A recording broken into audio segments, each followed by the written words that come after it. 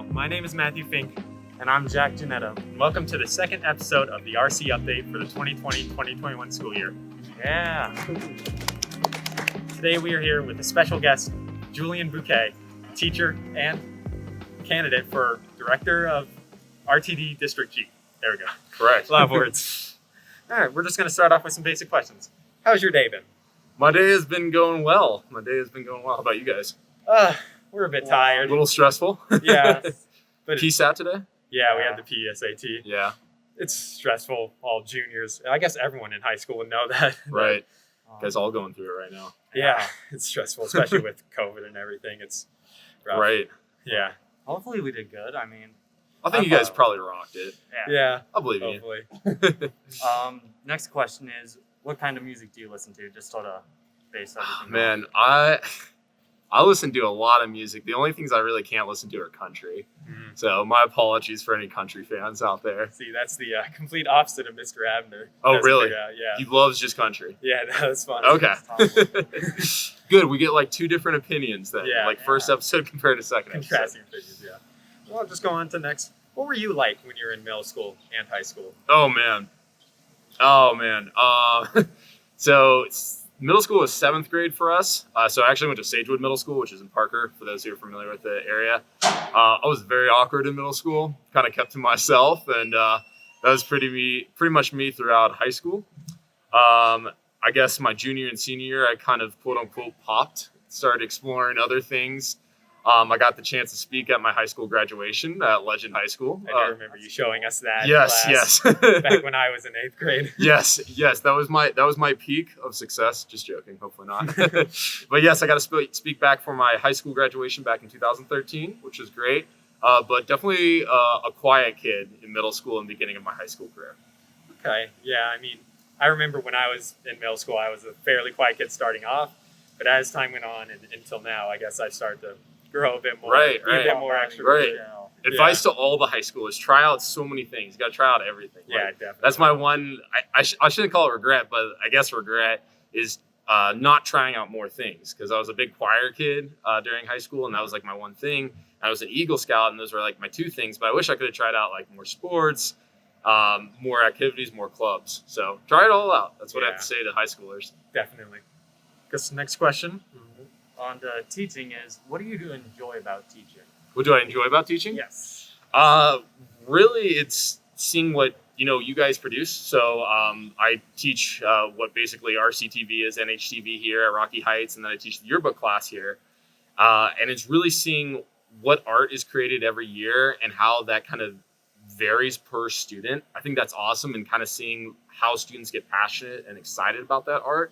And hopefully one day, carry this on either as a hobby or carry it on as a career. I think that's really the ultimate thing that all teachers want, is to inspire students to love the subject that they teach. Yeah, I've been thinking about it, and I know that I've been thinking about how being able to influence kids is such an important tool, and like such a big tool. It's a really crazy thing about it. I really respect all the work teachers do. Definitely. I'm glad you respect it. That's a good thing. Not everyone does. So. I've learned that over the past couple of years, especially since my mom's also a teacher. Right. I've been all around town with that. Right. And majority of teachers, if not all teachers, we're trying to look out for what's beneficial as you guys as students, because like sometimes like, oh, I don't like teacher X, I don't like teacher Y, but every teacher has their different methods, I believe, and it's just ultimately we all want that goal for you guys to grow as individuals. Yeah, so definitely. Yeah. Why did you want to become a teacher in the first place? So I didn't know I was going to be a teacher, actually. So I graduated from the University of Denver. I graduated a year early. I was actually a political science major, which we'll talk about a little bit with my politics for running for this position. And like I said, I graduated early. I didn't really know what I was going to do. I was pre-law, quote unquote. I wanted to go to law school. And then I learned that with substitute teaching, all you needed was a bachelor's degree. And so you didn't need a teaching license for that. And so what I did was I started substitute teaching. And my first class was a 3rd grade class down in Castle Rock. I substitute taught throughout Douglas County. And I did K through 12. And I actually waited 3 months to even teach my first middle school class. And it turned out I actually loved the middle schoolers the most. And if I could teach, it would be middle school or high school. But I've been loving teaching middle school. And ultimately what kind of inspired me was that journey through that half year of being a substitute teacher and kind of realizing, hey, I'm having an impact in people's lives. I am having an impact on the future leaders of this country, the future citizens of this country. And it was awesome to see that every day. Yeah, well, that sort of segues into our next question. Which is, what is teaching like a middle school level? So teaching here at a middle school, what is it like? How is it maybe different from an elementary school or high school? Great. Yeah, that's a great question. So I don't have like full experience just from subbing, but what's awesome about middle school is it's kind of that awkward phase between, you guys as high schoolers and then the elementary school. Like the elementary school is a lot more hand-holding, like you truly guiding them every step on the way. Where high school, you guys are a lot more independent. You kind of know where you're going, the teachers can give you guidance. But it's interesting because it is that transition where middle schoolers are kind of identifying what they can do as individuals and what they still need kind of help with. And so that's what's so interesting is there's so many kids on different levels who are like, hey, I need help with this. And then there's other kids who say, I don't need any help at all, and maybe they probably do need the help. So it is really interesting to kind of see that transition period. I also think that middle school is when a lot of kids find out where their passions are compared to, elementary. They're still kind of figuring it all out as, individuals, as human beings, compared to high schoolers where you guys are kind of solidifying who you are as individuals, finding yourself, quote unquote. Middle school is really that peak, that journey when you guys kind of discover what are my interests. Yeah. I think that's awesome as a teacher to help them out and discover. Yeah, you definitely have a lot more influence. I guess even for me, I could say like I started getting into a lot more into journalism and stuff and newspaper in this case because of you. Yeah. Yeah. Well, that's awesome to hear. That's awesome. You had two really good, one really good teacher with Mr. Rickman, and I think I'm an okay teacher. I think you guys are bad. Okay, excellent. And I'm guessing you've grown a lot since. I have grown a lot. Yeah. I have grown a lot as a teacher.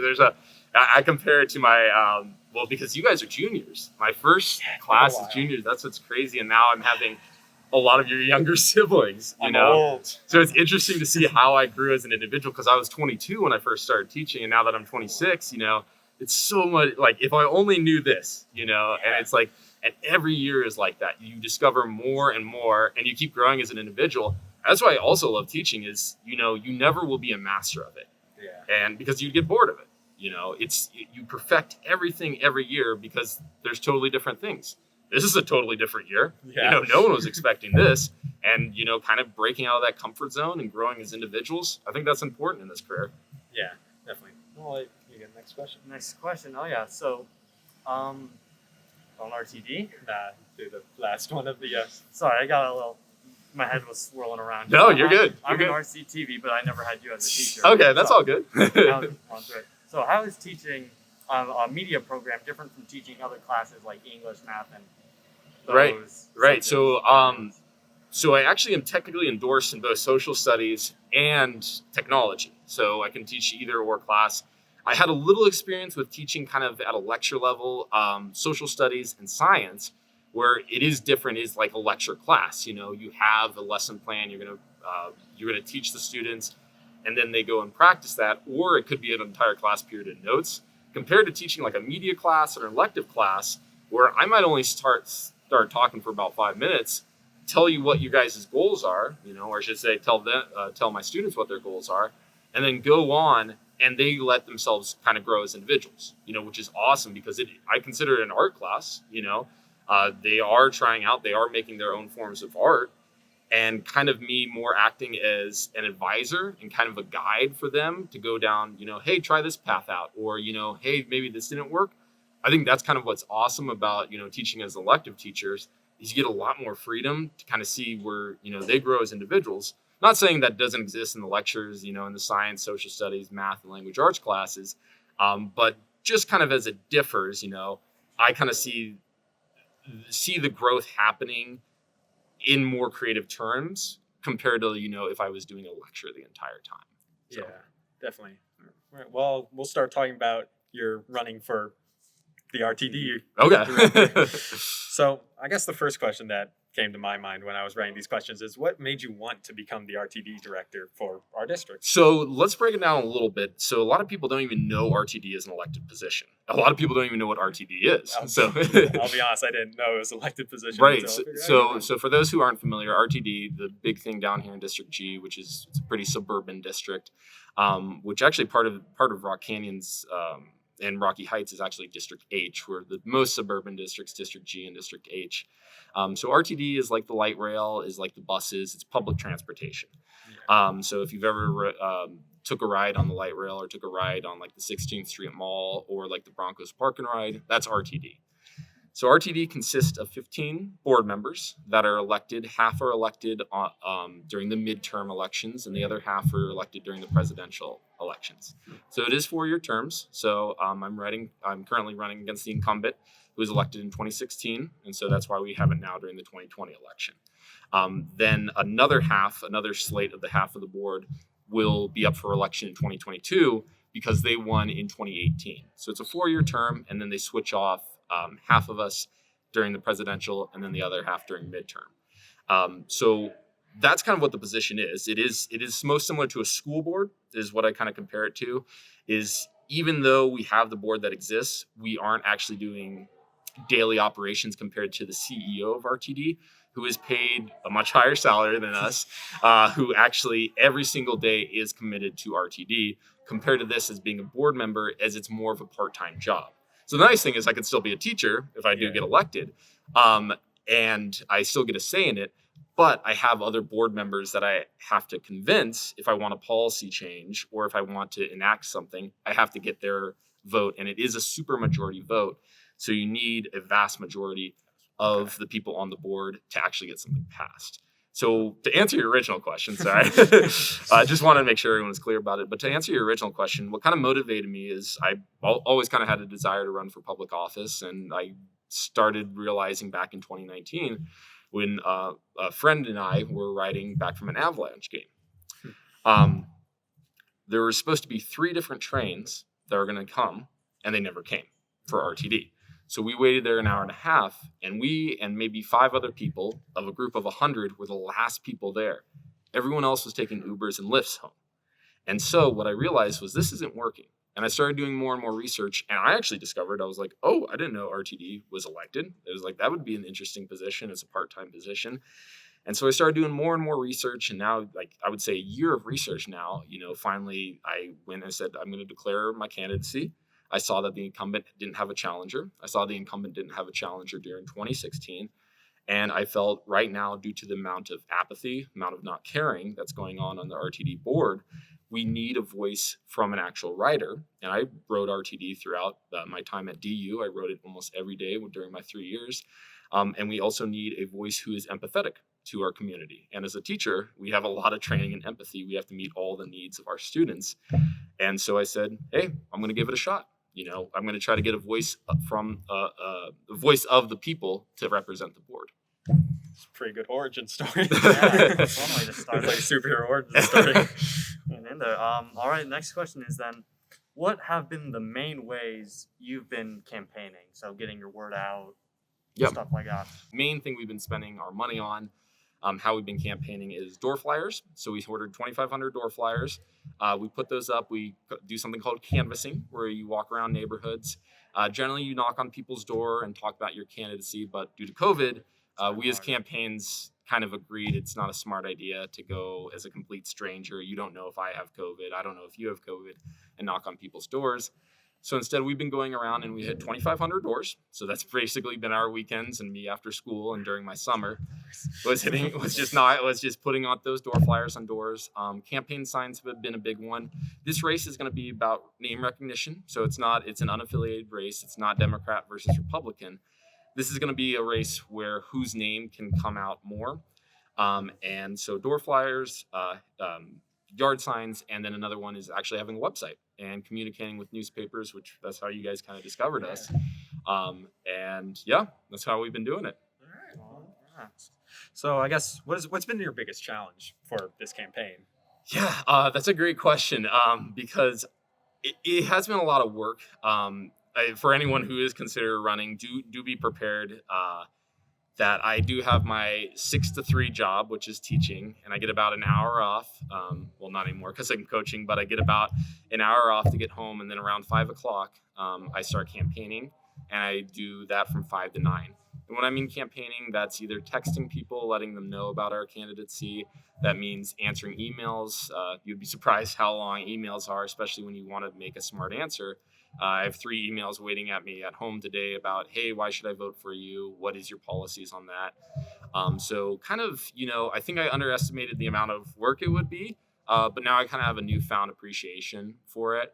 So I think that's been really the big challenge, has been how much work it comes down to when you're this local of a candidacy compared to the presidency, or compared to a Senate election or congressional election, where you have people that are paid for that. And I'm a teacher, and for those that don't know, we don't make too much money. So I can't really pay someone to do that, and so it really falls on our shoulders and then the shoulders of volunteers. And you don't want to overwork your volunteers. I have people who've been doing door hangers for us, which awesome. Thank you for doing that.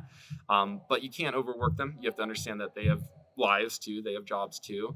And so I think that's ultimately been the biggest challenge, is organizing volunteers and actually putting in that extra workload. All right, well, we'll try and speed through these next 2 Okay, questions. sounds good. Yeah. So what are you looking to change with RTD? Yeah, so the big thing is, like I said, I want more of a writer perspective. I want somebody who has the voice of the community. And I feel I'm the best for that because I've grown up in this community. I am a writer. I understand what are the needs of RTD. And if you look at it, RTD has been losing writers every year since 2014. Big reason is because of Uber and Lyft and other forms of transportation coming in, and now COVID. And so what I'm ultimately wanting to do is come up with innovative ideas, come up with innovative solutions where we can actually increase our ridership. If that means, for example, lowering the fare price, or if that means doing an information campaign, letting people know, hey, it's safe to use RTD if you wear a mask, if you socially distance, and if you wash your hands afterwards. I think those would be my 2 main things as a director, is, letting people know it's safe to ride, and pairing that with a temporary decrease in fares to actually encourage people, say, hey, it's actually cheaper for me to ride RTD than it is to me for taking Uber. And so that's the big change I want to see, is ultimately more riders. More riders is good for us compared to as it is right now. There are what we call ghost trains and ghost buses, which are empty trains and empty buses. So I actually live next to an RTD light rail station, and I see train after train, and it's empty, and that's waste. Unfortunately, that's governmental waste, that's taxpayer waste, where no one's using this train, but it's going back and forth. What we need to do is start a recovery process where we have riders actually get on. So, well, if I could vote, I am registered to vote, but I can't vote yet. Yes. You would have my vote. Well, I appreciate that, Mr. Fink. So we'll wrap this up, but we do Sounds have good. one tradition. Puns. We like We puns. end it with a Okay. We're going to end it puns, with okay. puns. So, how does a train eat? How does a train eat? Eat. I'm not sure. Chew, chew. Okay. Okay, fair. I like that. Okay. Well, that's been another episode of the RC Update, second one of this year. Yeah. And thank you for being on this with us. Yeah, absolutely. Really Thank you good. for having me, and a shout out to all the former students. I had good seeing you guys virtually. So, That's me. yeah. Well, thanks for listening. Cool.